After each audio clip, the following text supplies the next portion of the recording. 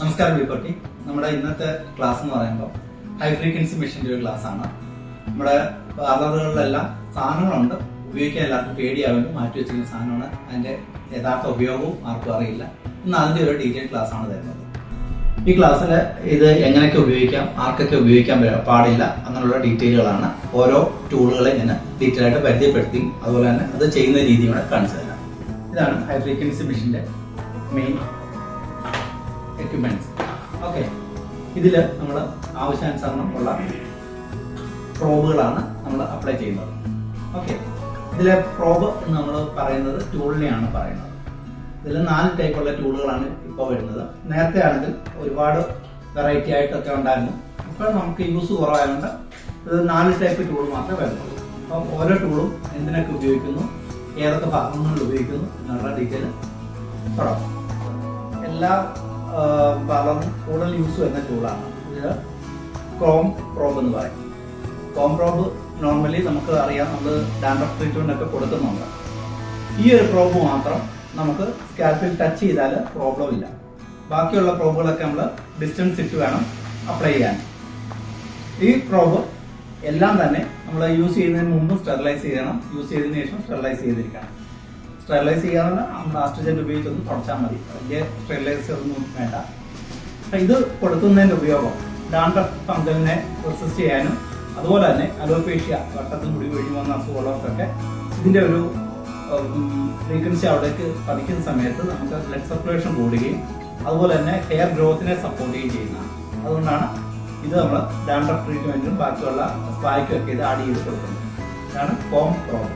ഇത് second spoon probe. സ്പൂണിന്റെ ഷേപ്പിലാണ് ഉള്ളത്.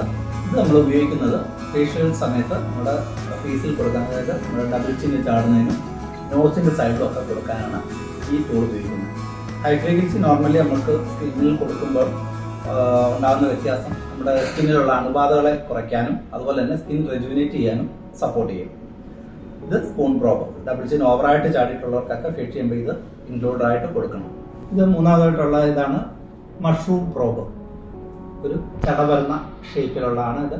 മഷ്റൂം പ്രോബ്, കൂൺ എന്ന് പറയുന്ന സാധനമാണ് മഷ്റൂം, അറിയാമല്ലോ. അതിൻ്റെ ആ ഒരു ഷേപ്പിലാണ് ഇത് വച്ചിരിക്കുന്നത്. ഇത് കൊടുക്കുന്നത് നമ്മൾ കവിളിലും നമ്മുടെ നെറ്റി ഭാഗങ്ങളിലും കൊടുക്കുന്നതാണ് ഈ ടൂള്.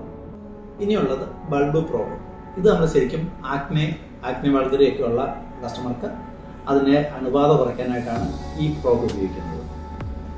പിന്നെ ഈ പ്രോബുകളെല്ലാം തന്നെ നമുക്ക് ഒരിക്കലും നേരിട്ട് സ്കിന്നിൽ ടച്ച് ചെയ്ത് വർക്ക് ചെയ്യിക്കാൻ പാടില്ല. നമ്മുടെ സ്കിന്നിലേക്ക് അടുപ്പിക്കുന്ന സമയത്ത് ഇതിൽ നിന്നൊരു സ്പാർക്ക് വരും. ആ സ്പാർക്ക് മാത്രമേ നമ്മുടെ സ്കിന്നിൽ ടച്ച് ചെയ്യാൻ പാടുള്ളൂ. നമ്മുടെ ഈ കോം പ്രോബ് ഒഴിച്ച് ബാക്കി ഒരു ടൂളുകളും ഡയറക്റ്റ് നമ്മൾ സ്കിന്നിൽ അപ്ലൈ ചെയ്യാൻ പാടില്ല. കോം പ്രോബ് നമ്മൾ സ്കാൽപ്പിൽ നന്നായിട്ട് ടച്ച് ചെയ്ത് കൊടുക്കാം, കുഴപ്പമില്ല. ഇത് കൊടുക്കുന്ന സമയത്ത് ഓരോ ബോഡിയിലും ഓരോ കപ്പാസിറ്റി ആയിരിക്കും ഉള്ളത്. അതിൻ്റെ ഇലക്ട്രിക് പവർ നമുക്ക് ആ മെഷീൻ്റെ പുറകിൽ ഒരു നോബുണ്ട്. ആ നോബിൽ തിരിച്ച് ഓരോരുത്തരുടെ കപ്പാസിറ്റി അനുസരിച്ച് ഇലക്ട്രിക് പവർ കൂട്ടിക്കൊടുക്കാം. അത് കസ്റ്റമറോട് ചോദിക്കണം, ഇറിറ്റേറ്റഡ് ആവുന്നോ ചോദിക്കണം. ഇത് നോർമലി ടച്ച് ചെയ്യുമ്പോൾ ഒരു ഷോക്ക് അടിക്കുന്ന ഫീലാണ് നമുക്ക് നോർമലി ഉണ്ടാകുന്നത്. അത് ടച്ച് ചെയ്യുമ്പോൾ മാത്രമേ ഉള്ളൂ. ബാക്കി കുറച്ച് നേരം കഴിച്ച് ഉപയോഗിച്ച് കഴിയുമ്പോഴത്തേക്കും ബോഡിയെ ടച്ച് ചെയ്യുന്ന സമയത്ത് മാത്രമേ ആ സൗണ്ട് ഉള്ളൂ. പിന്നീട് നോർമലായിട്ട് തന്നെ ഫീൽ ചെയ്യുള്ളൂ. ഇവിടെ ഈ 3 പ്രോബുകൾ ഉപയോഗിക്കുമ്പോൾ ശ്രദ്ധിക്കേണ്ടത്, ഇതൊന്നും ഡയറക്റ്റ് സ്കിന്നിൽ ടച്ച് ചെയ്യാതെ നമ്മുടെ സ്കിന്നിലേക്ക് അടുപ്പിക്കുമ്പോൾ ഇതിൽ നിന്ന് സ്പാർക്ക് വരും. ആ സ്പാർക്ക് സ്കിന്നിൽ ടച്ച് ചെയ്യാൻ മാത്രമേ പാടുള്ളൂ. ഇത്രയും ഒരു ഡിസ്റ്റൻസ് ഇട്ടാണ് നമ്മളത് ചെയ്യേണ്ടത്. ഒരിക്കലും സ്കിന്നിൽ ടച്ച് ചെയ്ത് കഴിഞ്ഞാൽ ഇതിന് എഫക്റ്റ് കിട്ടത്തില്ല. ഇതൊക്കെ ഉപയോഗിക്കുന്ന സമയത്ത് സ്കിന്നിൽ ബ്ലഡ് സർക്കുലേഷൻ കൂടാനും ഓപ്പൺ പോർസ് കുറയാനും അതുപോലെ തന്നെ പിമ്പിൾസ്, ബാക്ടീരിയകൾ ഉണ്ടെങ്കിൽ അത് മാറാനും സ്കിന്നിനെ റെജുവിനേറ്റ് ചെയ്യാനും സ്കിൻ സാഗാകുന്നതിനെ ബ്ലോക്ക് ചെയ്യാനും ഒക്കെ ഈ ഹൈ ഫ്രീക്വൻസിയുടെ മെഷീൻ കൊണ്ട് നമുക്ക് ഉപയോഗമുണ്ട്. നമ്മൾ സ്കിന്നിലേക്ക് കൊടുക്കുന്ന സമയത്ത് ഒരു ജെൽ ആപ്ലിക്കേഷൻ അത്യാവശ്യമായിട്ട് കൊടുക്കണം.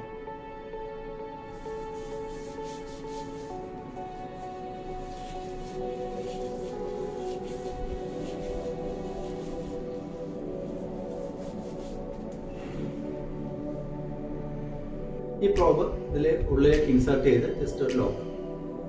അതിനുശേഷം ഇതിൻ്റെ ബാക്ക് സൈഡിൽ ഒരു നോബുണ്ട്. അത് തിരിച്ചിട്ടാണ് നമ്മൾ ഇതിലേക്ക് കറണ്ട് കടത്തി കൊടുക്കുന്നത്.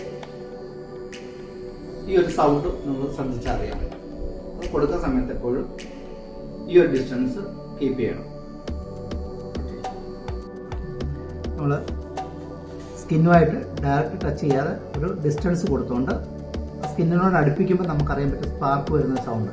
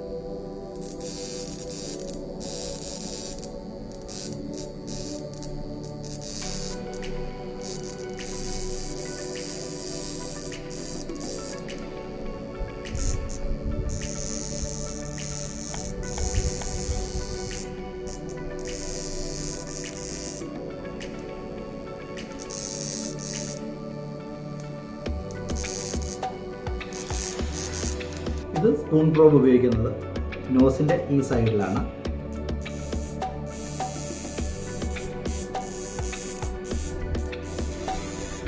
അതുപോലെ തന്നെ ഈ സൈഡിലും നോസിൻ്റെ സൈഡുകൾ സ്പൂൺ പ്രോബ് വെച്ചാണ് നമ്മൾ യൂസ് ചെയ്യുന്നത്. അതിനുശേഷം നമുക്ക് ഈ ഡബിൾ ചില്ല് ചാടുന്ന ഭാഗത്തും അതേപോലെ തന്നെ ഇപ്പം ഹെയർ ഉള്ളതുകൊണ്ടാണ്, അല്ലെങ്കിൽ കറക്റ്റ് ആ സ്പാർക്ക് അതെ കൊടുക്കണം.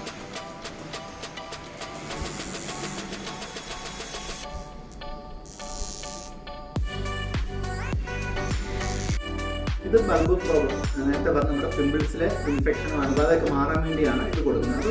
നമ്മൾ ജസ്റ്റ് ആ പിമ്പിൾസിനെ നോട്ട് ചെയ്തതിൻ്റെ ഒരു ഡിസ്റ്റൻസ് ഇട്ട് അത് അടുപ്പിക്കുമ്പോൾ അത് സ്പാർക്ക് വരും.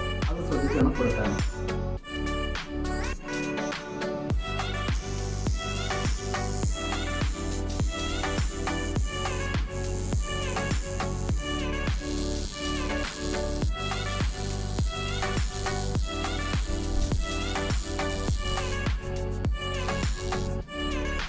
നമ്മൾ ഡാൻഡ്രഫിന് ഉപയോഗിക്കുന്ന കോമ്പാണെന്ന് പറഞ്ഞിരുന്നു. അത് ഉപയോഗിക്കുമ്പോൾ ഡാൻഡ്രഫ് നന്നായിട്ട് ഇളക്കി വാഷ് ചെയ്തതിന് ശേഷമോ അതുപോലെ തന്നെ നമ്മൾ സ്പാ കഴിഞ്ഞതിന് ശേഷം മുടി വാഷ് ചെയ്ത് ഉണക്കിയിട്ട് മാത്രമേ നമ്മൾ ഈ ഹെയർ ഫ്രീക്വൻസി സ്കാൽപ്പിൽ കൊടുക്കാൻ പറ്റും. നനഞ്ഞ ഹെയറിലേക്ക് സ്കാൽപ്പിൽ കൊടുത്തു കഴിഞ്ഞാൽ അത് ഇറിറ്റേഷൻ കൂടുതലായിട്ടുണ്ടാകും. കൊടുക്കുമ്പോൾ ആദ്യം ടച്ച് ചെയ്യുമ്പോൾ ഒരു സ്പാർക്ക് ഫീൽ ചെയ്യും. അത് ഫുള്ളായിട്ട് ഒരു 5 മിനിറ്റ് നല്ലതായിട്ട് എല്ലായിടവും കൊടുക്കണം.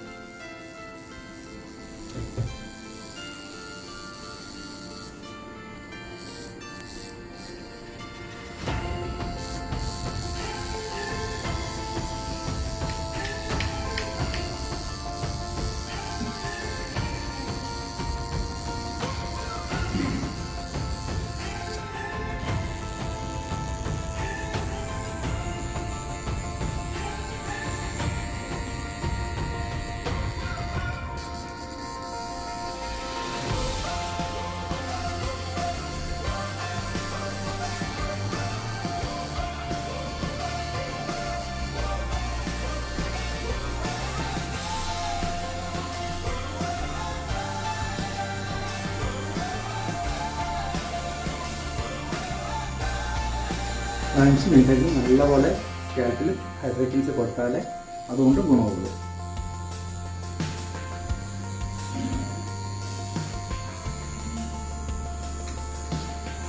നമ്മൾ ഹൈ ഫ്രീക്വൻസി ഉപയോഗിക്കുമ്പോൾ ഒരു ചെറിയ കറണ്ട് നമ്മുടെ ശരീരത്തിൽ കടത്തി വിട്ടിട്ടാണ് അതിൻ്റെ എഫക്റ്റ് വരുന്നത്.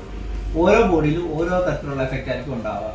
ചില ബോഡിക്ക് നല്ല രീതിയിലുള്ള കറണ്ടിനെ റെസിസ്റ്റ് ചെയ്യാനുള്ള കപ്പാസിറ്റി ആണ്. അതുകൊണ്ട് കസ്റ്റമറോട് ചോദിച്ച് അതിൻ്റെ പവർ നമ്മൾ അഡ്ജസ്റ്റ് ചെയ്തിട്ട് മാത്രം അവരുടെ ബോഡിയിൽ ഒന്ന് ടച്ച് ചെയ്ത് അവർ ഓക്കെ ആണെങ്കിൽ മാത്രമേ നമ്മൾ ആ കറണ്ടിൽ കൊടുക്കാൻ പറ്റൂ. ചിലർക്ക് കുറച്ചുകൂടെ വോൾട്ട് കൂട്ടി കൊടുക്കണം, ചിലർക്ക് കുറച്ച് കൊടുക്കണം. അത് പ്രത്യേകം എല്ലാവരും ശ്രദ്ധിക്കണം. പിന്നെ നമ്മൾ തൈറോയിഡിൻ്റെ സർജറി കഴിഞ്ഞവർക്ക് ഈ ഭാഗത്തൊന്നും അധികം ഉപയോഗിക്കാതിരിക്കുക, നമ്മുടെ ഫുഡ് പൈപ്പിൻ്റെ സൈഡിലേക്ക് ഉപയോഗിക്കാതിരിക്കുക. അതുപോലെ തന്നെ നമ്മൾ വേണ്ടത് ഈ പീരീഡ്സ് ഉള്ള ലേഡീസിന് കുറച്ച് മാത്രം ഉപയോഗിക്കാൻ ശ്രദ്ധിക്കുക. ഈ 2 കാര്യങ്ങളിലൂടെ എല്ലാവരും ഒന്ന് ഓർമ്മ വയ്ക്കുക. ഹൈ ഫ്രീക്വൻസിയുടെ ഇന്നത്തെ ക്ലാസ് എല്ലാവർക്കും ക്ലിയർ ആയിട്ട് മനസ്സിലാകാൻ കഴിയുന്നു. ആർക്കൊക്കെ ഉപയോഗിക്കാം, ആർക്കൊക്കെ ഉപയോഗിക്കാൻ പാടില്ല, എങ്ങനെ ഉപയോഗിക്കണം എന്നുള്ള ഡീറ്റെയിൽ ക്ലാസ്സാണ് നമ്മൾ ഇന്ന് തന്നിരിക്കുന്നത്. അപ്പം ഇനി അതിൽ മനസ്സിലാകാത്ത എന്തെങ്കിലും ഉണ്ടെങ്കിൽ നമ്മൾ B40യുടെ ഒഫീഷ്യൽസുമായിട്ട് ബന്ധപ്പെടുക. ഇനി ഒരു പുതിയ ക്ലാസ്സുമായി വീണ്ടും കാണാം.